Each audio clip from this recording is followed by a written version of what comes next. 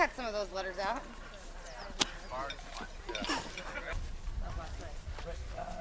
I think, you know, what strikes me is that I could set up a slideshow that's going when it starts. Later when it starts. Okay, yeah. So you're going to do show me, and then when you could also change. Yeah, we could project on Because I don't really know what they are. They say vegan and all the ethical people come, right? Yeah. Yeah. See, so I don't know what to call them. So people will come running.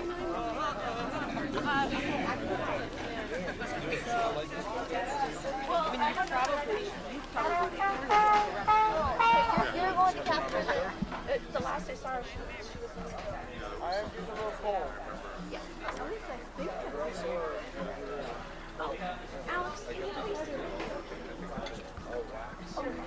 So it's kind of like one.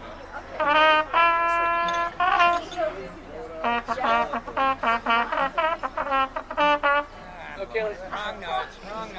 Bill's like, all right. Jazz freestyle time is over. Know your rights. You know, start off with the Know Your Rights theme. Our Know Your, this is going to be the Know Your Rights theme song. Okay? You got a song? Yeah.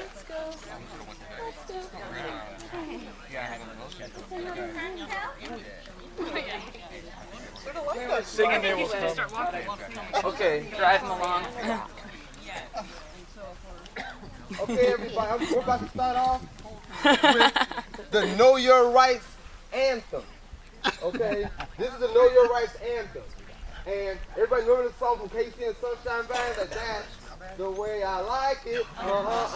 But this one is I am going to remain silent. I am going to call my attorney. I am going to remain silent. I am going to call my attorney. I am going to remain silent. I am going to call my attorney. I am going to remain silent. I am going to call my attorney.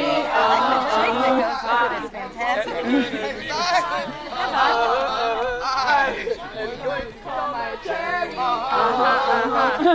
Thank you. I'm going to remain silent. I am going to call my attorney. I am going to remain silent. I am going to call my attorney. We got the blood flowing pretty good now, right? Yeah, until it's dry. In other words, we may want to like bring it somewhere, like where we can crank up the heat, or There's one we can fit it into like the back of a truck or something, and close all the windows and just cook it. rising star. I think you're here. Although the sun's drying up a little bit as we go. Is this going to be a little old dat ball? No, head of the Monopoly man. Oh, fun. And whenever you meet Yeah. someone from the Northwest, Central, you're like, oh my God, we're best friends now. Yeah. Thought I could speed that up a little bit. Now you're gonna. Japanese people. Look it up. Look up Dashon. Wow. And of course, at some point you're going to have to show us the mystery way to put the rope in the bag. I mean, I've seen the Jason come out with the scarves. But... This should be number one.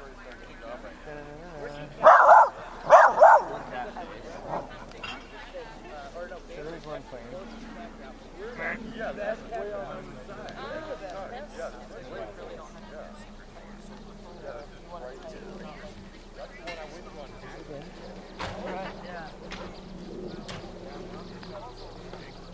And wherever we go from here, we want it to end on the top. So when you pull down on it, it's tight. There you go. Kind of just like that. Yeah, that can all be our climb line and all that stuff. Does anybody? People blind, like all the people. That's your mental institute also, isn't it? Yeah, Los Angeles County Jail is like the largest mental institution in the world. And they're all in just jail. They're not being seen by doctors. Right. Yeah.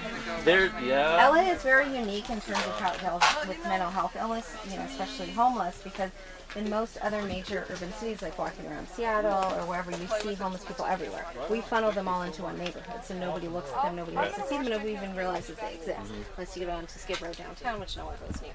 So I just usually just set them in position rather than tying it right there, but rubber ties, you know, it kind of depends on whether you want, you know, movement. Like up here for the, you know, for the legs we're not going to have movement. yeah. So I was just trying to get in position with the zip ties to kind of find their location for the sitting position. Alright, so then rubber ties work really good if you want like a joint build. Yeah. And if you're tying like stuff together, like zip ties are great for like fence material for sure. But when I put the arms on, I don't want to zip tie it at 3 points because then I won't like. Yeah. Oh. I want to like rubber tie it at like a couple points so that it moves, you know, or like 1 point so that it moves. Okay, cool. Yeah. So, could you tell me a little bit about this construction? So everything's built on cylinders. Roger's on a boat. Like I did a design drawing in there, and I just kind of. Is this living the dream or what? The size of the design drawing, like I said, to be about 30. Yeah. Like 36 inches tall, you know, according to the drawing, by about 30 something wide. So I take all those measurements.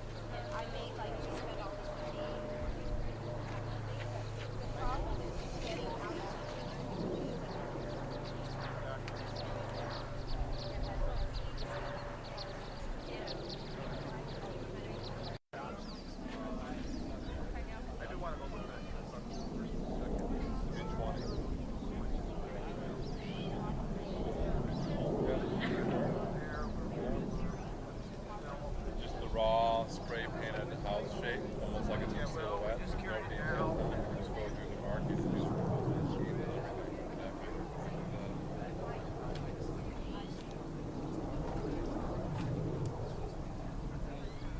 Here it is.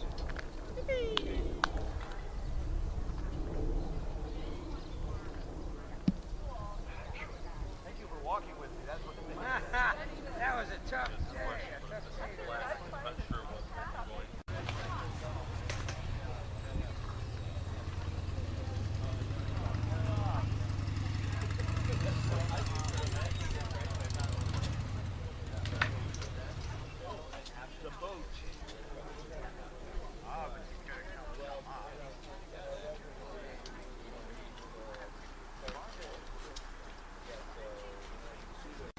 I'm hitting the rudder here. I'm getting it out of the way.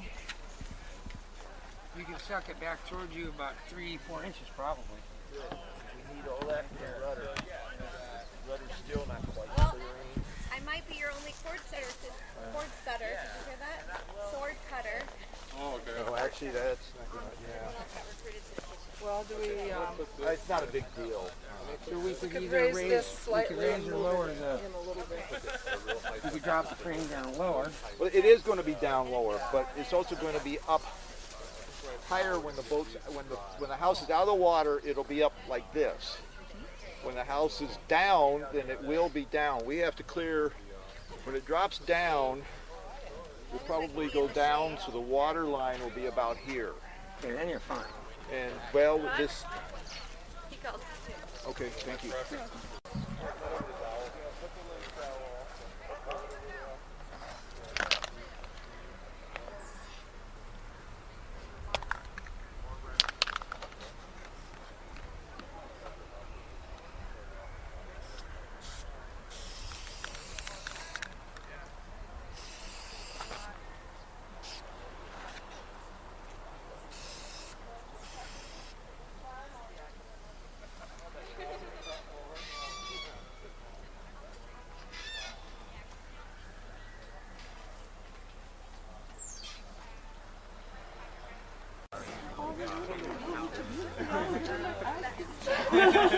Did we take pictures of that? Stuff like that. That was part of the reason I like I gotta be up here. Well, excellent. We're gonna build it now. Smartphone is usually not to have too many Everybody at LA is super cool, super rad. It's great. Okay. Yeah. I am kind of falling in love with the area. Northwest is awesome. Yeah, It's beautiful and good people. I want you to imagine how we bring, where do we deliver the man? Yeah. And It's where, how do we stage ourselves? What's going to look good? Can we go in and who do we deliver a letter to? He's an asshole, but God, I love him. Whatever you think. So it's like, yeah, you can fight it or you can join. Solidarity, it's more of that.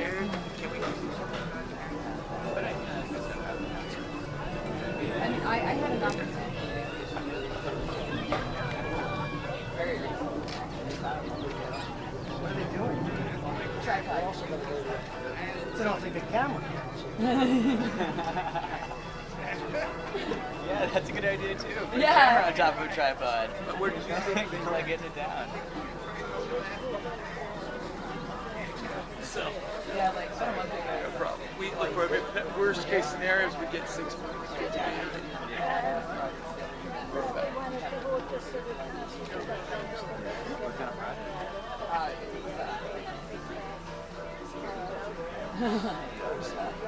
It was going to be pretty cool.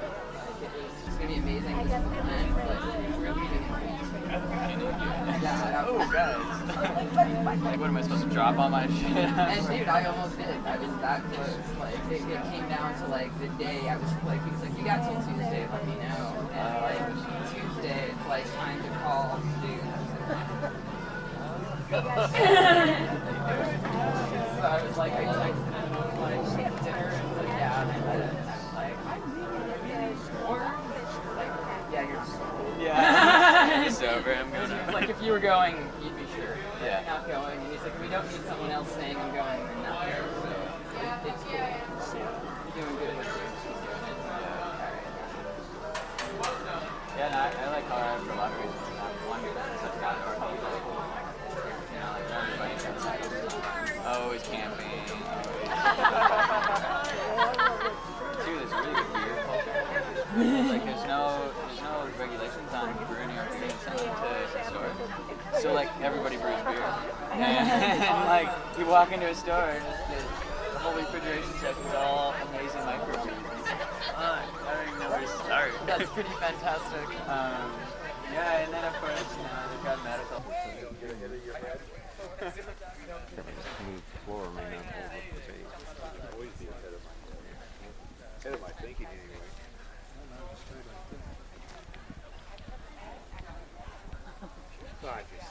One more and you're there. Yeah. We're signing a waiver. Are you ready? I get that line stash. Yeah. Oh, you still grab the room! Alright, cool. It was about 5.5 minutes. Good job. Not bad. You want some water while you're up there?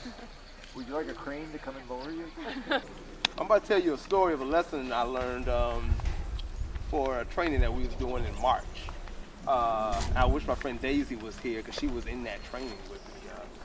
We were, usually the crowds I was running with ruckus, younger people, you know, people 30 under, you know, they were kind of hip, you know. I didn't have to worry about somebody actually saying the wrong thing to offend me for being black or someone for being gay or lesbian. Didn't think I had to worry about that.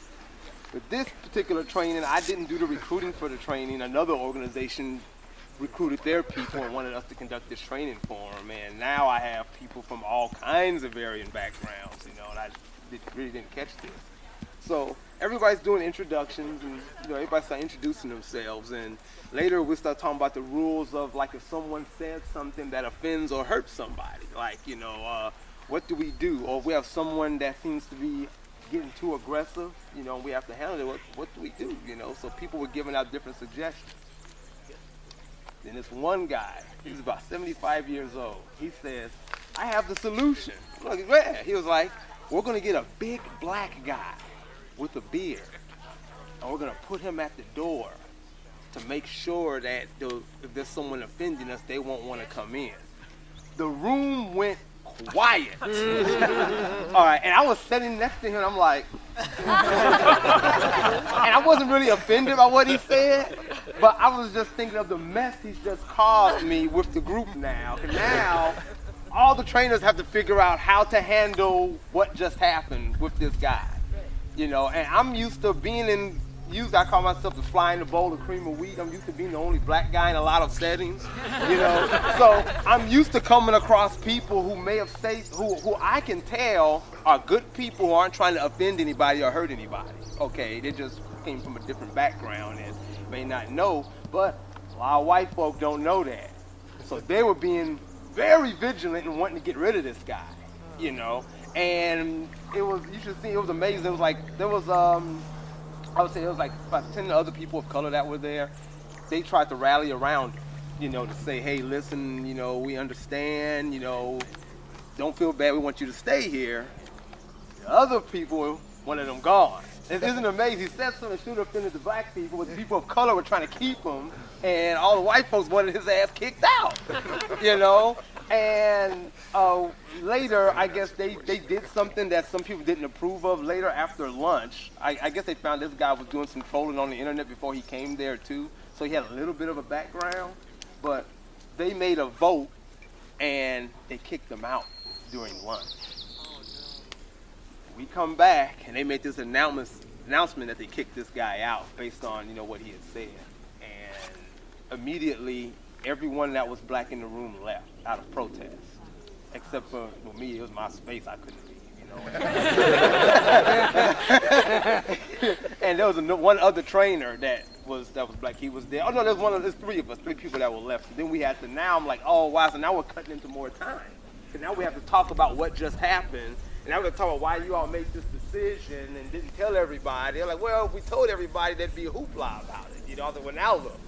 You know, now all black people are gone. You know? And they were the ones that should have been mad. You know, and how come the people that are angry are, you know, how come you all, it wasn't directed toward you, you know? Which leads me to those people don't have a lot of understanding of how people can get, like, the guy, I'll call him the chemist. He's a retired chemist, you know, and he broke the ice earlier by stating that, you know, when we're doing introductions, he says, well, you know, I'm a retired chemist, and I want to know when you all decide to move away from all this non-violent stuff, I can teach you how to blow something up. You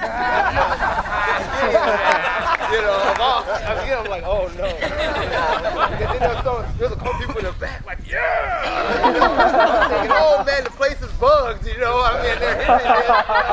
And there's people we caught trying to secretly record things, and I'm like, yeah, that's great for what he just said, you know. But a lot of people live in their group, their environment. You know, some people live, let's say, a white suburban area, and they have no interaction with a lot of people from outside of other cultures, races, or religions. And one good example of that I would say, if you asked anybody, was it really racist in 1963? You probably won't find anybody that's going to say, oh no, things were great back then, there was no racism, right? Everybody's going to say, man, it was bad in 1963. You know, but Gallup did a poll in 1963 asking white people was there bad racial disparity between, you know, blacks and whites. And 77% of the white folks said nothing was wrong. You know, and a lot of people wonder how that happened. How can these people live? You know, you got Martin Luther King marching in the street, water hoses getting put on people, and these people are like, I don't get it. What's wrong? You know. Because they live in an area ostracized from a lot of those other groups and those cultures. So these are like, a lot of these are good, honest people. But if their worldview is they have a job, there's no violence, things are going great for them where they live at, then they come to think that this is the actual reality for everybody.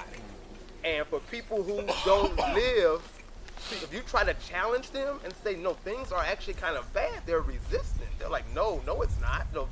things, the way things are for me, this is like that for everybody. We're fine. So what are you marching in the street for and saying you want rights?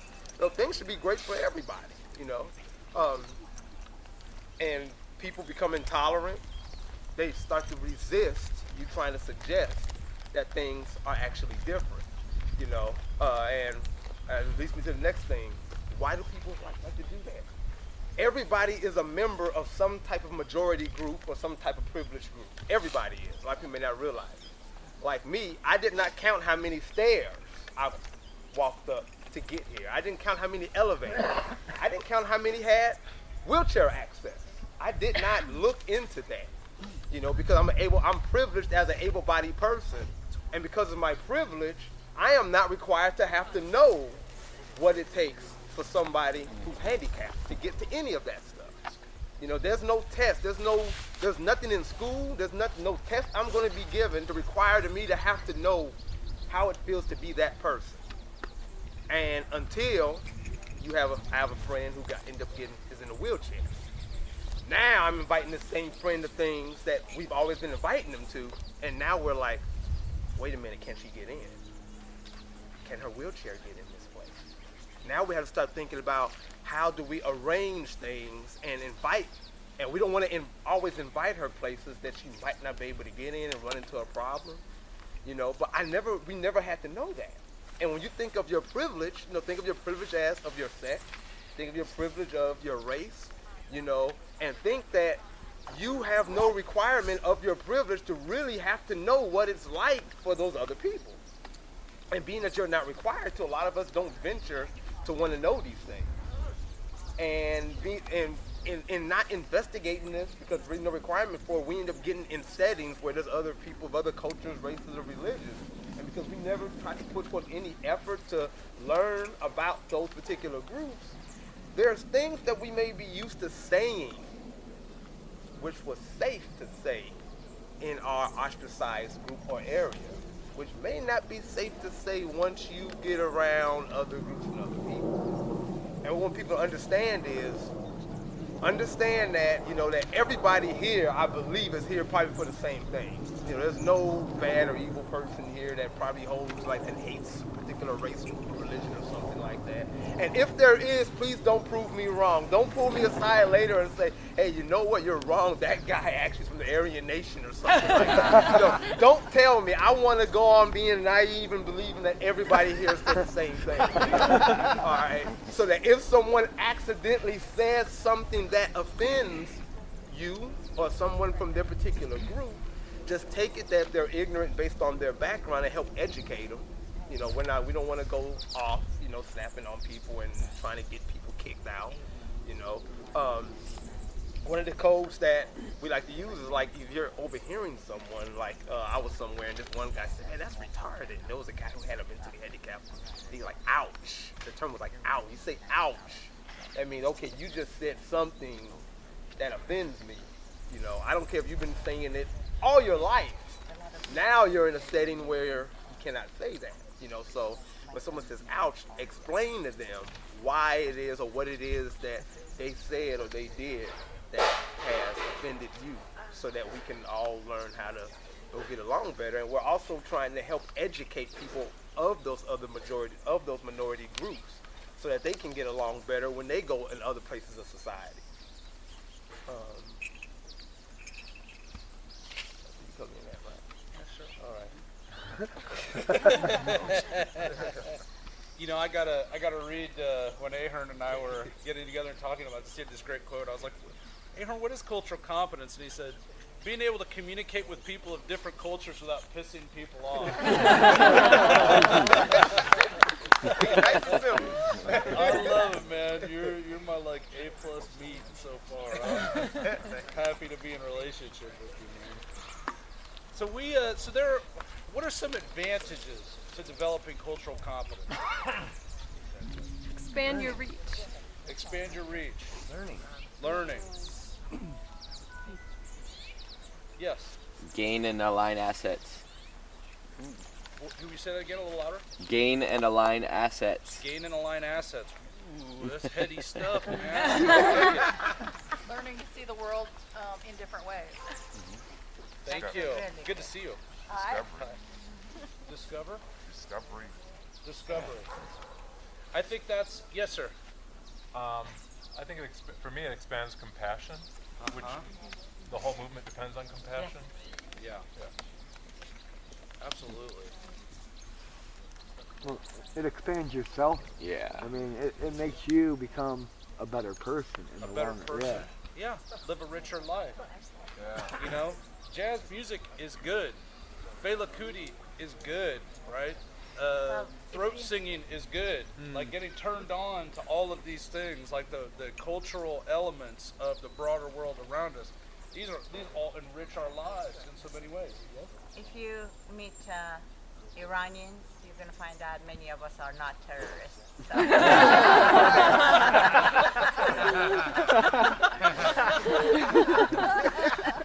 And how would we know that? How would we know that? By knowing me. That's right. That's exactly right. Right? By relationship.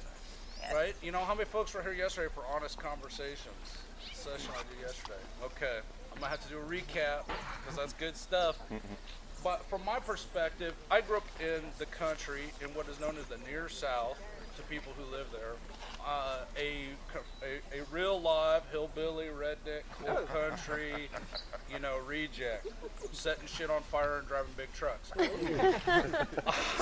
I was extraordinarily conservative when I was a young person, and it was through relationships that I changed.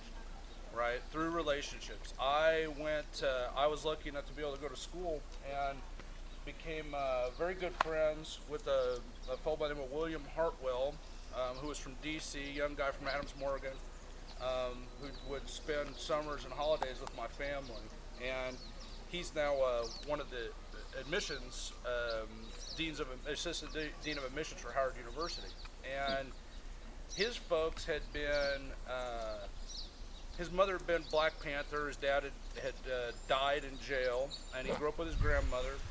His life experience could not have been any different from mine, growing up on a hog farm. Right? I mean, could not have been any different. And as we sat and talked, and I said stupid shit, then he was very kind to me, right? And this is not to place the onus on. You know, I don't place the onus on oppressed groups to educate, you know, the majority about their situation, right? That's not the reality of life. We're entering into this relationship as good faith partners, which means, you know, in the spirit of Dr. King's beloved community, we give each other the freedom to fail, right? And the trust that we're all engaging in this for a similar reason. And that means that rather than react out of anger, right, when someone says something that is impolitic or offensive, right, react out of love. You know, I want to ask the person, why do you think that? You know, do you believe that's true, right? Engage them in a conversation about your life experience and why that's not true for you. Because as Ahern pointed out, right, we all get, you know, the market puts us in boxes because it makes it easy to market to us, right? There's a lot of interest from the 1% in keeping us divided, especially working folk. You know, they want these low-end pressures. They want white folks, you know, banging up against undocumented workers. They want undocumented workers banging up against First Nations peoples. They want these things because they keep everyone distracted from the real issue, right? The real oppressor in our midst. Bain Capital and Goldman Sachs. And that's right. And yes. My question is, what do you do when people don't react? Because this is a problem we had very recently in Occupy Chicago. And one of our committees, a couple of people said some stuff that, you know, you'd really hope people would be like, wait a second. We actually wound up having a meeting where misogyny was on the on the agenda. It's like point 1, Twitter, point 2, misogyny. We had to have this conversation because only 3 people out of 15 were like, wait, you can't say that. So what do you do when otherwise seemingly reasonable people who you think are all on the same page look at something and they don't understand that, no, that's gender biased, or no, that's racist, you can't do that. Like, how do you affect that culture within your group's culture? Patience. Oh, screw patience. I ain't having that. I noticed that, especially with Occupy, because I know where I'm in Occupy Chicago, it was really tough. 'Cause they attracted a very wide range of people. Very, very broad. I mean, to the point where you try to have an anti-capitalist meeting and you find out the majority of the people in the anti-capitalist meeting were capitalists. You know? So now we're trying to meet to plan this action, you know, of focusing on anti-capitalism, and the whole meeting was a debate on capitalism. Right. You know, that's the number one enemy of progress, is that debating an issue that should be decided already. You know, I know. Well, I know when with Occupy, I know it was pretty tough. You know, we were trying to find ways to explain to people that if they're being misogynistic, you know, or like we had someone that said one time, I couldn't believe what this guy had said.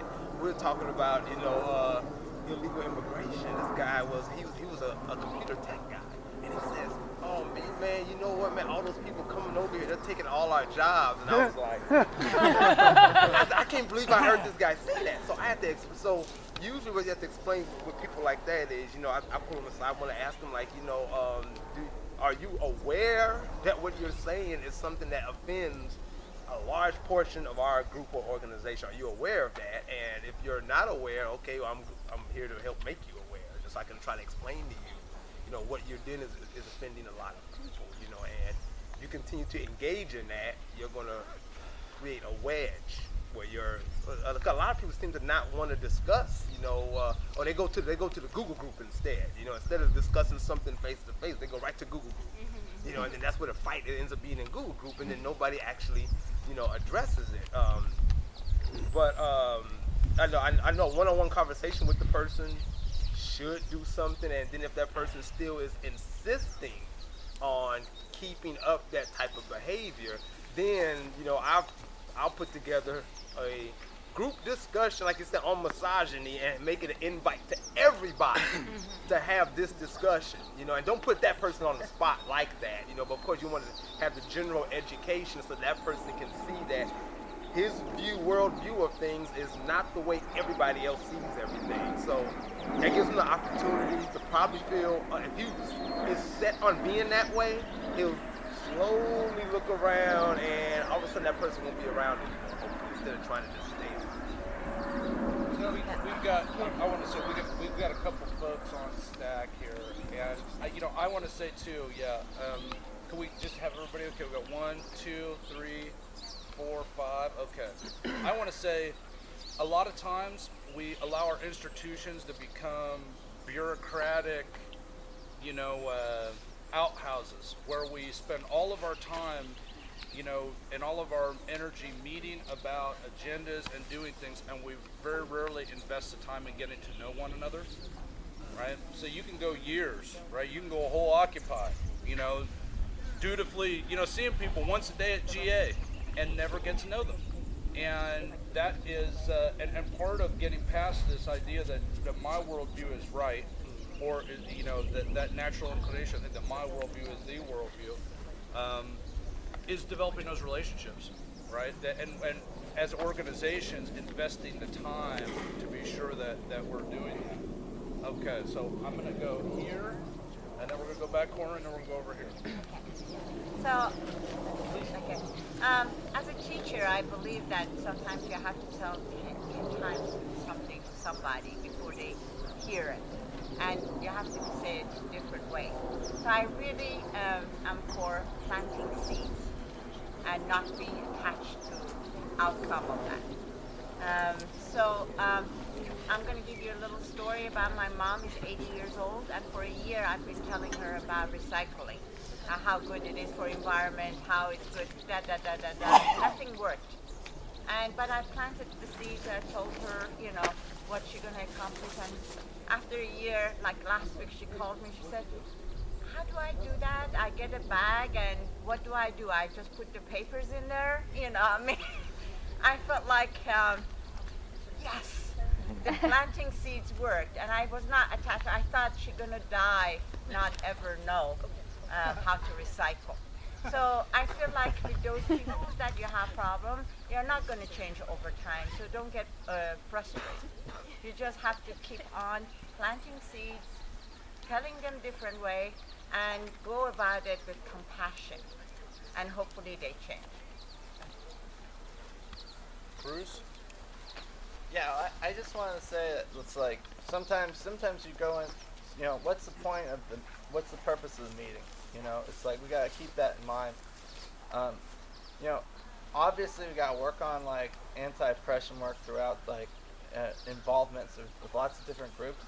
But sometimes you're having a meeting, you know, and it's like we want to maintain focus on the meeting, and I feel like we have to, you know, if we're in a situation, I've had, you know, somebody says something bad at a meeting, and then the whole meeting, which was about something totally different, is all of a sudden just talking about this oppression, which is great.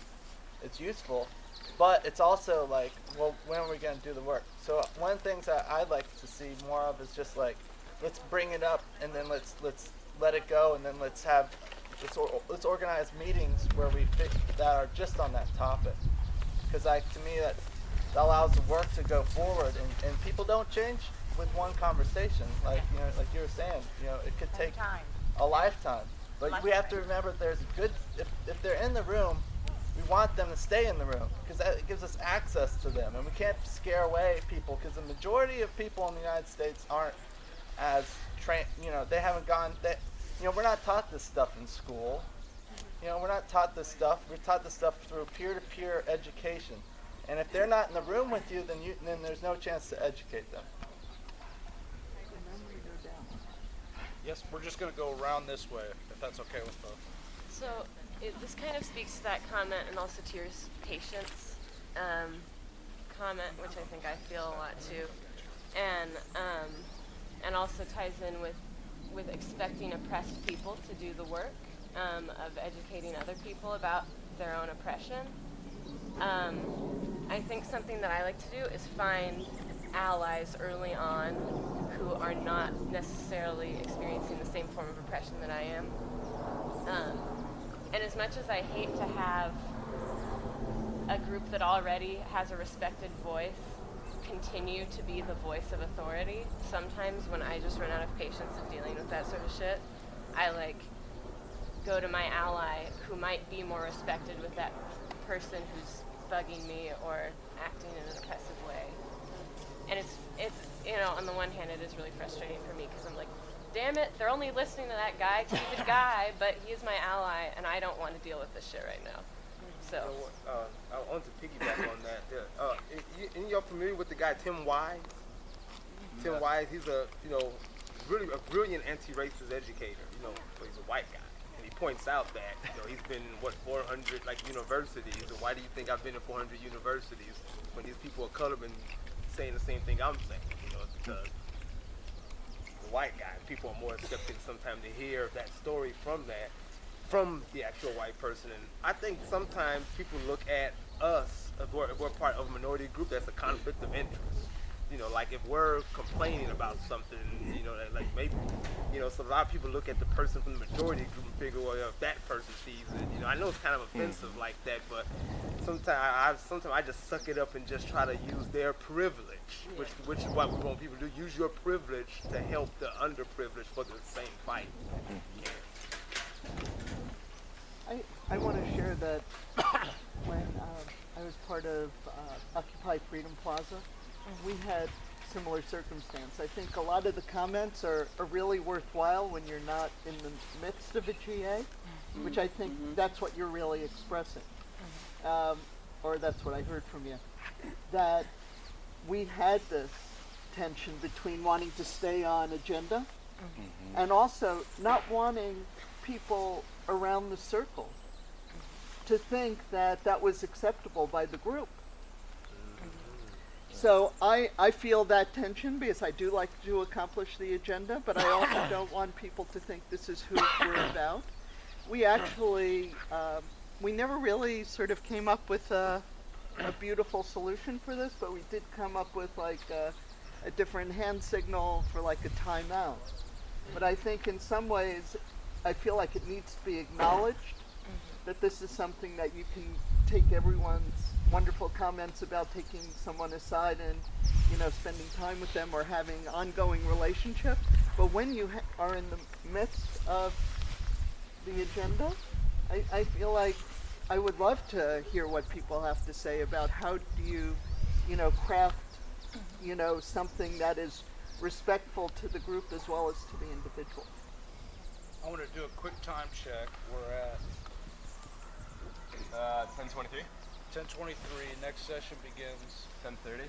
10:30. I would, if it were up to me, I think we're just getting into something rich myself. But I also want to be mindful of the work other folks have done to put together their sessions. So, I'm feeling like, and I want to check in with you, Ahern. Is there a place where we can continue this? Because it feels rich to me. It feels like we're actually kind of just getting into it.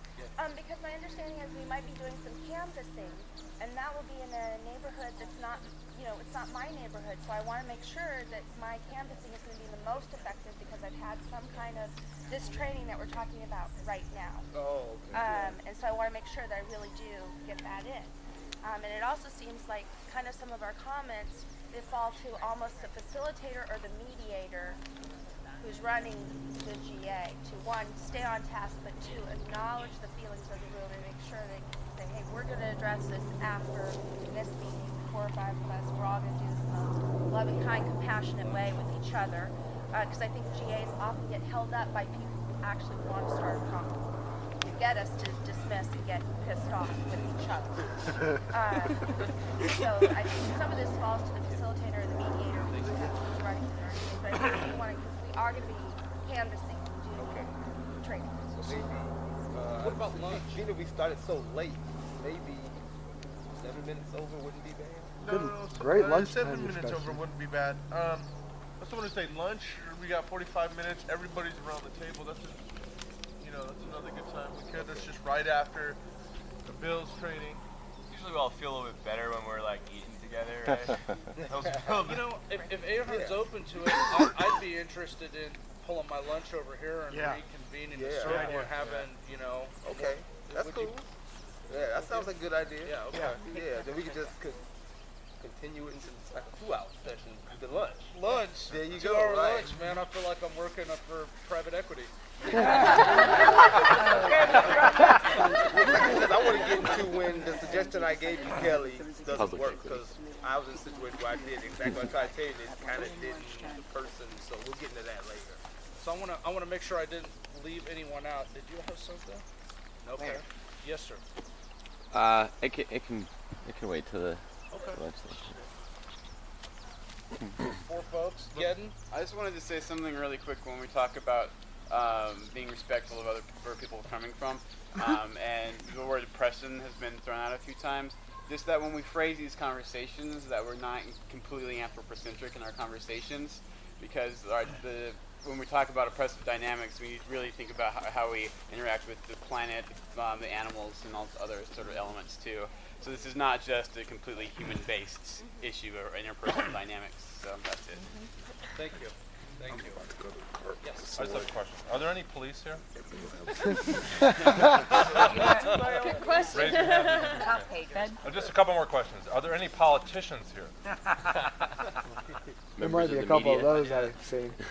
I just pulled these out of the conversation. Are there anybody here from the 1%? Used to be. 2%? That person, right? 1% should we count? Okay, is anybody one more that I pulled out? Is anybody here a banker? Bankster. Okay, that's all. I'm done. I just have a really quick question that can be tabled for later. Knowing the neighborhood that we're going to be canvassing in, since it got brought up, we actually, the vast majority of the ethnicities represented in that neighborhood are completely unrepresented here. And I've been really concerned about that. I live close to there, and I don't represent my neighborhood. And so hopefully before Tuesday we can take some time to think about how we can be really sensitive without having anyone here to help educate us, unfortunately, about the way that their specific culture works. So, What kind of?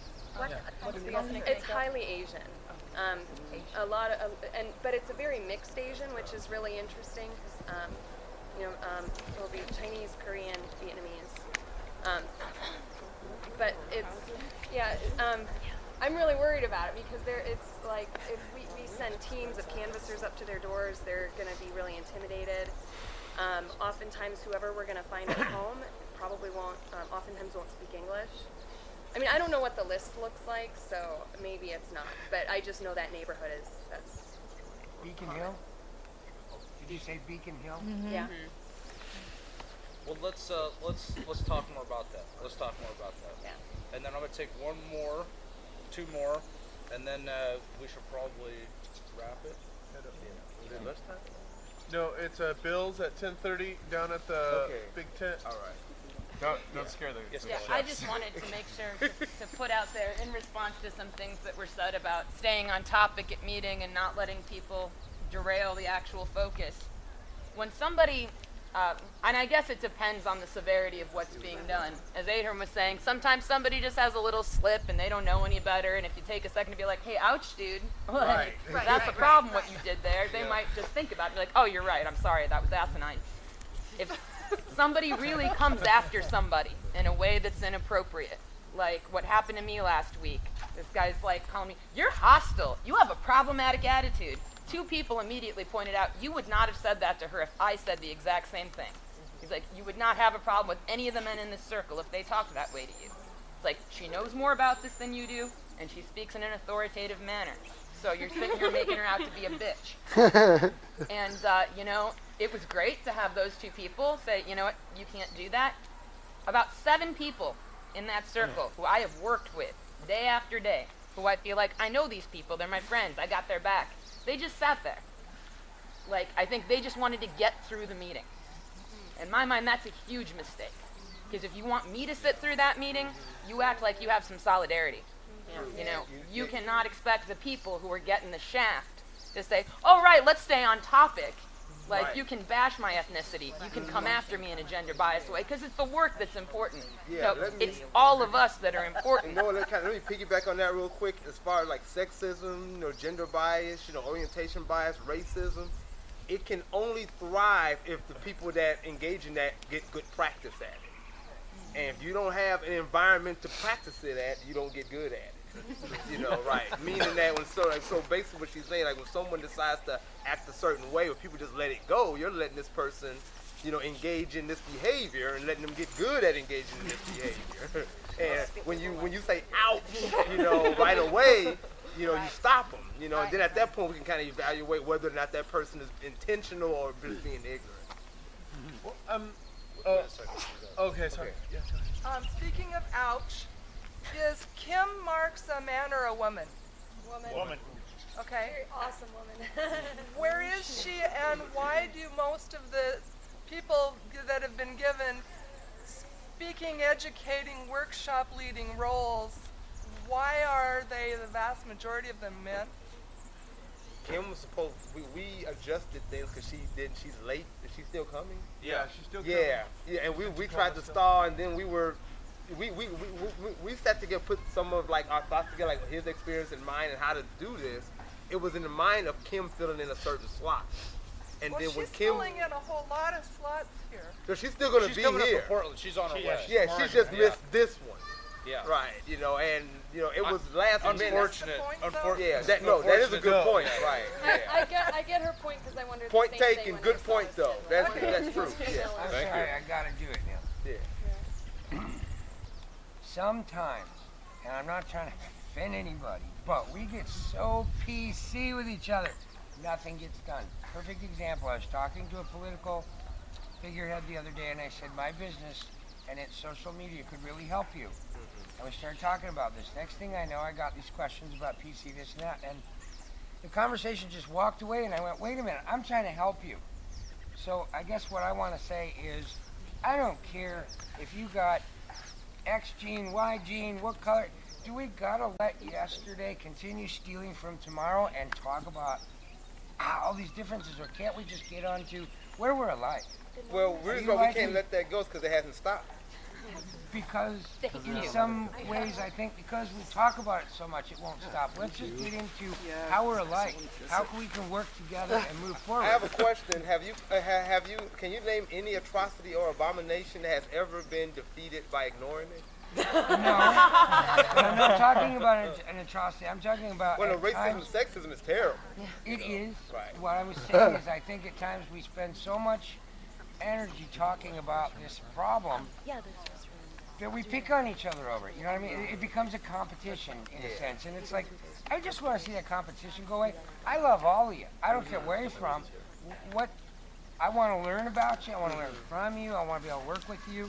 And I really don't want to spend so much time, and I do get not excessive time, you mean? Yeah, right? yeah. So you agree that we should spend some time to address and discuss it, but you And don't get want that over to it, and you get don't want that beyond to just dominate like an entire week, to where no other work gets done against. Yeah. Okay, yeah. I want right. to learn about Okay. people's good attributes and how I can work with other people. And I'm gonna call time here really quickly, if I may, and I want to ask. I want to honor your comment, right? But this was not designed to be, we were male centric. Yeah.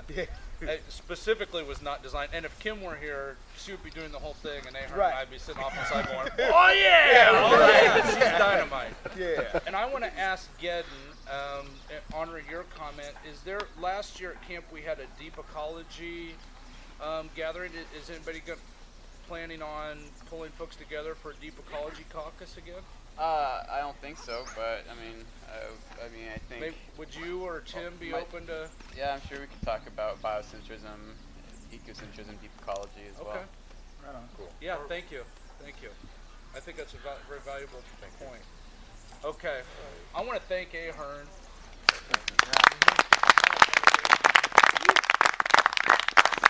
This is tough stuff. It's tough stuff, right? And we operate with love, right?